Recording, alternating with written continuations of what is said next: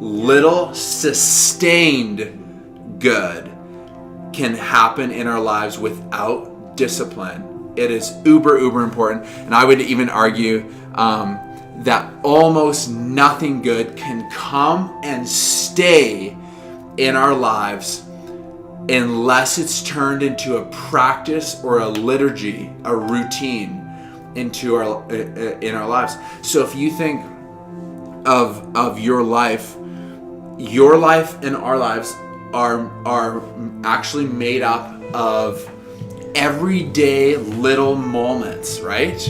Your alarm clock goes off, you wake up, you have bacon and eggs. Your life has most likely not changed or been dramatically changed from one-time big crazy moments, from a conference, a worship song, a preach.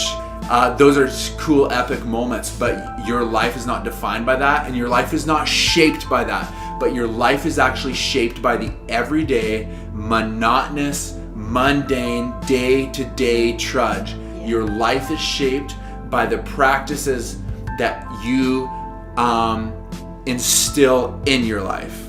It's not what happens in the liturgy that has the lasting effect necessarily, but that it happens. Humans, as Augustine noted, are desiring agents, full of longings and passions.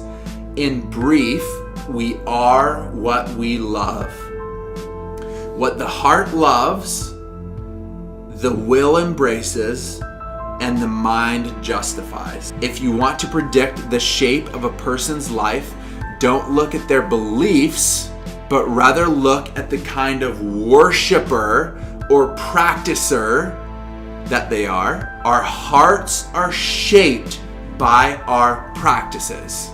We had family devotions every single morning, and if you were to ask me, well, what did your dad talk about? I'd be like, the Bible. We went through the Bible lots. But it wasn't like James K. Smith is saying, it wasn't what it was necessarily, but what came out of that is I knew that Jesus was the most important thing to my mom and dad, because that was the very first thing we did every day. That's a prime example. It's not what you did, but that you did it. One for me, a big obvious one, and we already kind of touched on this, is personal time with Jesus, for better or worse. But I think, put in the comments if that's kind of your number one thing, your number one practice of drawing near to Jesus. And it probably should be. It's the most straightforward. Liturgies expand our capacity for Jesus to fill us. Giving our very first 10% to our local church. So giving our first 10% to Evangel, that it's a practice and a liturgy. I love the passage for where your treasure is, there your heart will be also. Where you put your money, there your heart will go. So you could actually say, if you want your heart to go somewhere, put your money there, right? If you want your heart to get into dirt biking, put your money there. If you want your heart to go towards the local church or community or what God's doing there, put your money there. If you want your heart to go towards the stock market, put your money there. Your heart will follow, right? And so what we're doing by giving Jesus our first 10 is, again, we're increasing our capacity for him to bless us. So all these things that we're talking about, I know Jimmy's been saying this, these things are very real in our lives and very, obviously we have this kind of movement, but we experience life because of setting up our lives this way. We really do. Right. And so we really believe in all this. But worship for me is always something that takes me from my head to my heart. Mm-hmm. And I feel like it's something that emotionally actually trains you to rest in the shalom, the life, the peace of God, and to keep your eyes on Jesus.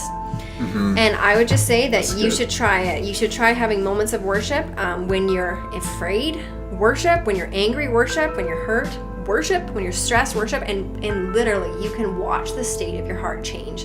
And when you plant a garden, you have to weed. So for us, what that looks like is any media that comes into our home is very, very filtered. Music, movies, YouTube channels, games, books, novels. Seriously, you could be doing all of the right things, but you will not be experiencing peace, and you will not be experiencing life and Jesus. There'll be a block because you're letting these other things into your life. There's some big weeds that will not allow your precious little plants that are valuable and actually what you want in your life. There's big weeds that you won't even know are choking those out. Yeah. But the picture is this. A plant, this is what you're saying, a plant will not experience its full potential naturally. I can fall into the mindset that naturally I'll just become what God made me to be. And it's like, that won't happen because there's something called the devil. Every liturgy and every practice has to draw you closer and closer to Jesus. Jesus has to be in clear focus. So every practice and every liturgy is Jesus in clear focus, or is this just become about this rule? Practices have a far deeper impact on you and your children than you could ever think.